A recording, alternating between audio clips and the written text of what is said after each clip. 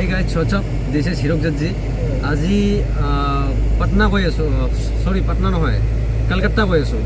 তো ইয়াৰ আগৰ ব্লগটোত মই আসাম টু পাটনা গৈছিলোঁ আৰু এইটো মই আসাম টু কলকাতা, তাৰমানে লোৱাৰ আসাম হস্পিটেলৰ পৰা কলকাতাক লৈ। এতিয়া কলকাতাৰ কোন হস্পিটেলত গৈ আছোঁ, ক'ত কি মই এতিয়ালৈ গম পোৱা নাই, তাতে কলকাতাত গৈ গম পাম। আৰু এইটো ব্লগত, এইটো ভিডিঅ'ত আজি প্ৰথম দিনাখন মোৰ লগত বিশুদা আছিলে, আজি মই কুনাদাৰ লগত গৈ আছোঁ। তাৰমানে মই যোৱা মানুহবিলাক সলনি হৈ থাকে আৰু গাড়ীবিলাকো সলনি হৈ থাকে। আজি বলেৰো আছে আমাৰ লগত। মই প্ৰথম যাওঁতে সেইটো আছিলে জাইলো আছিলে। তো আজি গৈ আছোঁ, আজি গোটেই ৰাতিটো যাব লাগিব আৰু গোটেই ৰাতিটো গৈ গৈ গৈ গৈ কালি দিনৰ ভাগত নাপাওঁ, কালি দিনটো শেষে পাব ক'ব গ'লে, তাৰপিছতহে পাম। আৰু এইটো ভিডিঅ'ত, এই ব্লগটোত তাৰমানে কি হ'ব, মই আসাম টু কলকাতা গৈ আছোঁ আৰু এইবাৰ ৰাস্তাটো অলপ বেলেগ। এইবাৰ মানে ৰাস্তাটো অলপ বেলেগ আছে। এইবাৰ ৰাস্তাটো মই বক্সিঘাট হৈ গৈ আছোঁ। তো এইবাৰ অলপ বেলেগ ধৰণৰ হ'ব, বেলেগ ধৰণৰ ৰাস্তা, যিহেতু অলপ বেলেগ দেখা পাব আপোনালোকে। আৰু চাই থাকিব ভিডিঅ'টো প্ৰথমৰ পৰা একেবাৰে শেষ হ'ব। ৰাতি ইমান কুঁৱলী, তাৰমানে ৱেপাৰ মাৰিব লগা হৈছে, বাৰিষাৰ বতৰ নিচিনা। চাওক, একো দেখাই পোৱা নাই, চাবই নোৱাৰি একো। লাইটৰ পোহৰটো দূৰত দিলেতো আৰু দেখাই পোৱা নাযায়। আৰু গাইজ, কুঁৱলীৰ মাজেৰে গাড়ী চলোৱাৰ কেনে এটা মজা আছে, কোনোবাই পাইছেনে? আচলতে মজা নহয়, চাজা আছে। এনেকুৱা এটা পৰিস্থিতি আহি যায় ন, মানে উপায় নাই, একো নাই, এটাই উপায় আছে, কুঁৱলীৰ কাৰণে ডাইৰেক্ট ঘপককৈ ব্ৰেক মাৰি দিব লাগে। এনেকুৱা চিটুৱেশ্যন আহি যায় কুঁৱলীৰ মাজত। তো চাওক, ৰাতিৰ কাৰণে মই ভালকৈ দেখাব পৰা নাই, নহ'লে এই ৰাস্তাটোৰ কাষত লেফ্ট ছাইডত এখন নদী, আৰু সেই দূৰত জ্বলি থকা লাইটৰ পোহৰবিলাক নদীত পৰিছে আৰু নদীটো দেখাত ইমান ধুনীয়া হৈছে। কিন্তু মোৰ কেমেৰাত ইমান নাহিলে কাৰণে দেখাব নোৱাৰিলোঁ, এইটো বেয়া লাগিছে অলপমান। কিন্তু দিনত যদি দেখালোঁ হয় গাইজ, কি ক'ম, ইমান ধুনীয়া লগা। মই বৰ্তমান যিটো মই দেখি আছোঁ, তাৰমানে মই কেমেৰাৰে নহয়, মই যিটো দেখা পাই আছোঁ অৰিজিনেল, সেইটো ৰাতি হ'লে বহুত ভাল লগা। কিন্তু কেমেৰাত ইমান এটা মই দেখাব নোৱাৰিলোঁ, কাৰণ কিয়, মই চকুৰে যিটো দেখিছোঁ, এইটো যদি কেমেৰাই দেখাব পাৰিলে হয় তো কিমান ভাল কথা আছিলে, যিটো নোৱাৰিলে। আৰু গাইজ, এটা কথা, ৰাতি টোপনি ক্ষতি কৰি গাড়ী চলোৱাত কিন্তু মজাও আছে, চাজাও আছে। আৰু আৰু আৰু কি ক'ম পাহৰিয়ে গ'লোঁ। ভিডিঅ'টো চাই থাকক, শেষলৈ চাই থাকক। অলপকৈ হ'লেও তাৰমানে নতুন ঠাই দেখা পাবা আৰু ইণ্টাৰেষ্টিং কিছুমান ধুনীয়া ব্ৰিজ দেখা পাবা, যিবিলাক আগতে হয়তো দেখা নাই। আৰু আহি ৰাতিটো পুৱাল, ফাৰ্ষ্ট এটা ৰাতি পুৱালে, ৰাতিপুৱাই দিন হ'ল। এতিয়া আমি আহি পালোঁ এইখন ফাৰাক্কাৰ ওপৰত আছোঁ এতিয়া। বহুত দীঘল ব্ৰিজখন তাৰমানে। আৰু নদীটো মই ভিডিঅ'ত দেখাব পৰা নাই ইমান, তাৰমানে কেমেৰাটোত ইমান নাহে কিয়, এতিয়া বৰ্তমান সময়ত তাৰমানে ভিডিঅ' কৰিব অলপ দিগদাৰ, এই কাৰণে দিগদাৰ, ভিডিঅ' ফটোৰ কাৰণে অলপ দিগদাৰ। এইটো সময় তাৰমানে কুঁৱলী হৈ থাকে দিনটো, সেইটো কাৰণে কেমেৰাটো ভালকৈ নাহে। আৰু গাড়ীৰ ভিতৰৰ পৰা কৰি আছোঁ, গ্লাছখনৰ কাৰণেও ইমান এটা বেছি নহয়। তো এইখনেই হৈছে ফাৰাক্কা। বহুতে নাম শুনিছে, বহুতে দেখিছে, বহুতে গৈছেও ফাৰাক্কাৰ ওপৰেদি। ময়ো গৈ আছোঁ এতিয়া, আপোনালোকে চাই আছে চবে। তো এইখন হৈছে ফাৰাক্কাৰ ওপৰেদি এতিয়া গৈ আছোঁ। কলকাতা যাব লগা হ'লে এই ফাৰাক্কাখন মানে পাব লাগে। আৰু নাজানো, কোনোবা যদি বেলেগ ছাইড যদি আছে, কোনোবা ফালেদি ফাৰাক্কাখন নোপোৱাকৈ যাব পাৰিবও পাৰে, ডাঙৰ কথা নহয়। কিন্তু এতিয়া এয়া ফাৰাক্কাখনৰ ওপৰত আছোঁ, ফাৰাক্কাৰে গৈ আছোঁ, চাই থাকক। ইয়াৰ নদীটো বহু ডাঙৰ। নদীটো মানে দেখাত এনেকুৱা লাগে গ্লাছ এখন পৰি আছে নেকি, মানে গ্লাছ এখন পৰি থকা যেন লাগে আৰু। তো এইয়ে হ'ল ফাৰাক্কা, এইখনেই ফাৰাক্কাখন।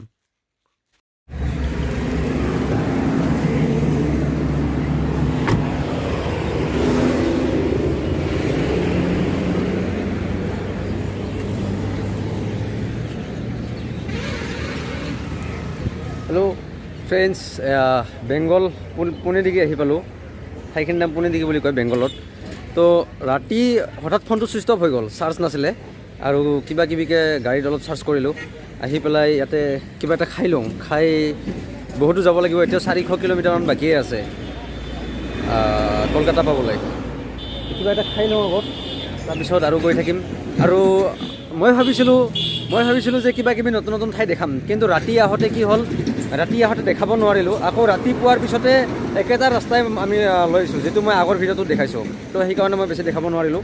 ডাইৰেক্ট কলকাতাত যদি মই কিবা পাওঁ দেখাম, চাই থাকিব। ভাল লগা নতুন ঠাইবোৰ দেখাই থাকিম আৰু।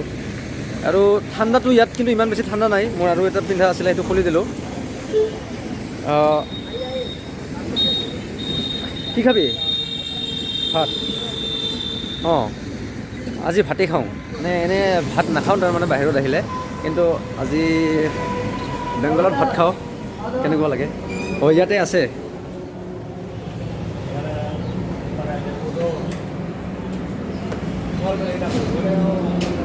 ডিম ভাত 80 টকা, প্লেন তৰকা ৰুটি 70।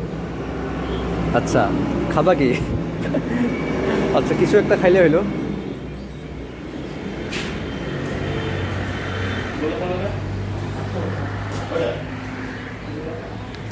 আৰু এইবিলাক হৈছে লাইন হোটেল, ৰাস্তাৰ কাষত। তাৰমানে গোটেই দিন ৰাতি খোলা থাকে এই হোটেলবিলাক। আৰু খাই কিবা এটা ভাল লাগে লাইন হোটেলত। তাৰমানে গোটেই ভাল লগা মানে কাৰণটো কি, এতিয়া ধৰক আপুনি ৰাতি 2টা বাজিলে 3টা বাজিলে ক'ৰবাৰ পৰা আহি আছে, ভোক লাগি আছে, হোটেল এখন যেতিয়া ৰাস্তাৰ কাষত খোলা পায়, খোৱাৰ পিছত পেটটো শান্তি পায়। আৰু পেটটো শান্তি পালে ভাল লাগে, সেইকাৰণে লাইন হোটেল মোৰো ভাল লাগে। আৰু এইবিলাক লাইন হোটেল বেয়া নহয়, ধুনীয়া এনেকুৱাই আৰু। তে ঠিক আছে, কিবা কিবি খাই লওঁ, খোৱাৰ পিছত গৈ থাকিম। কলকাতা দেখাম আজি, চাই থাকিম ভিডিঅ'টো প্ৰথমৰ পৰা শেষলৈ। আৰু ভিডিঅ'টো পাৰিলে একদম ফুল ৱাটচ কৰি দিব, তেতিয়া মানে মোৰ ৱাটচ টাইমটো অলপ মেকআপ হ'ব, অলপ কম হৈ আছে। তো যদি বেয়া নাপায় ভিডিঅ'টো, ৱাটচ টাইমটো ফুল কৰি দিয়ক আৰু শেষলৈ চাই থাকক। বেংগলী থালি।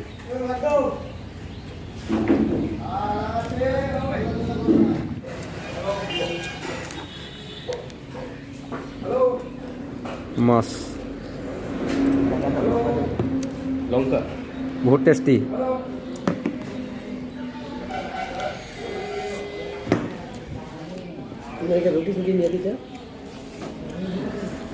ওরা কি কিছু খাবে না?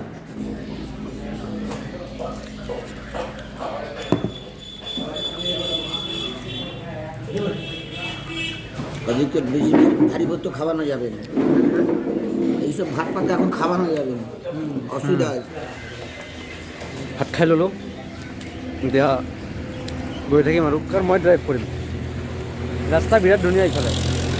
তো ভাল ৰাস্তাত ড্ৰাইভ কৰি মজাই বেলেগ। তাতে আৰু গাড়ী নতুন, নম্বৰ প্লেটে হোৱা নাই গাড়ীৰ। তো এতিয়া ডাইৰেক্ট কলকাতাত সোমাম আৰু কলকাতাৰ পৰা যি পাওঁ ভাল ভাল বস্তুবিলাক দেখাই থাকিম, চাই থাকিব। আৰু এইখন হ'ল বিহাৰ ৱেষ্ট বেংগলৰ বিখ্যাত মালটানা গাড়ী, ঘৰতে বনাই লোৱা। নেশ্যনেল হাইৱেটো বনাই থকাৰ কাৰণে অলপ শ্বৰ্টকাট মাৰিলোঁ আমি গাঁৱৰ ভিতৰেদি।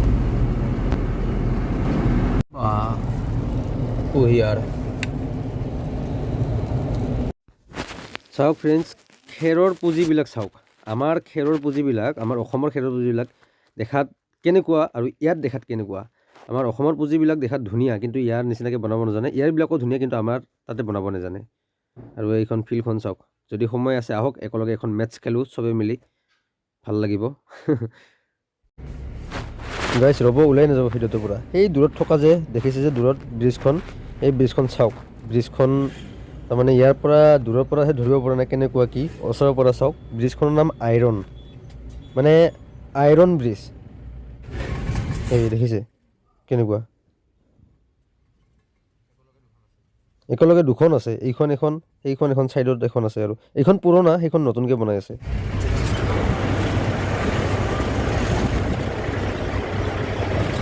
এয়া আইৰণ ব্ৰিজৰ ওপৰত আছোঁ, একেলগে দুখন আছে।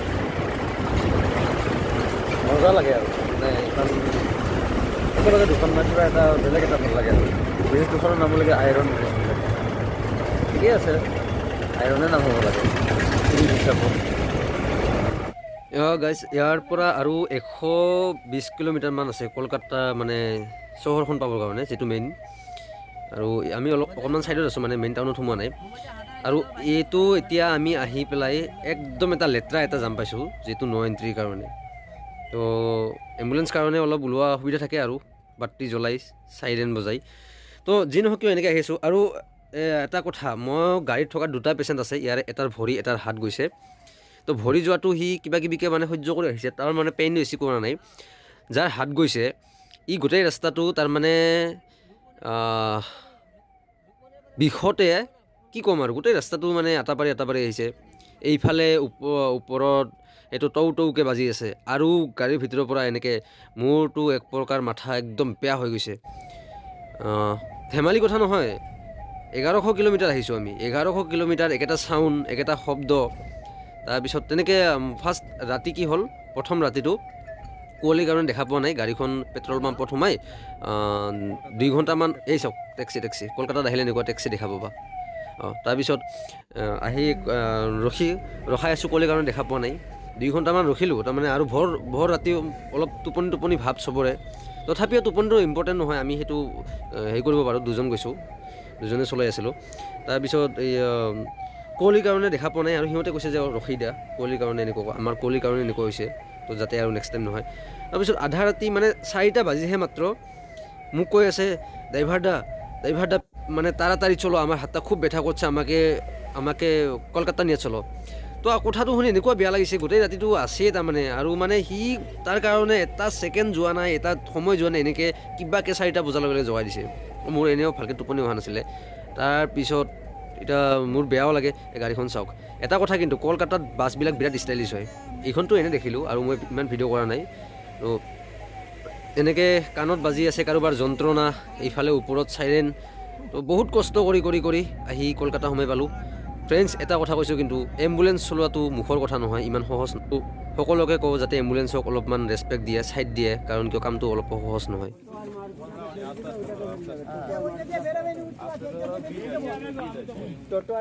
গাইজ প্ৰায় অসমৰ পৰা 1100 কিলোমিটাৰ আহি আমি কলকাতাত আহি এইখন হস্পিটেলখনৰ নাম মাছ ক্লিনিক হস্পিটেল তো ইয়াতে আমি আনি পেচেণ্টক কুশলে লৈ আহি এডমিট কৰাই দিলোঁ আৰু আশা কৰিছোঁ তেওঁ সুস্থ হৈ উঠক সোনকালে আৰু ভিডিঅ'টো মোৰ এনেকুৱাই আছিলে ইয়াতে সামৰিলোঁ লগ পাম আকৌ নেক্সট ভিডিঅ'ত বাই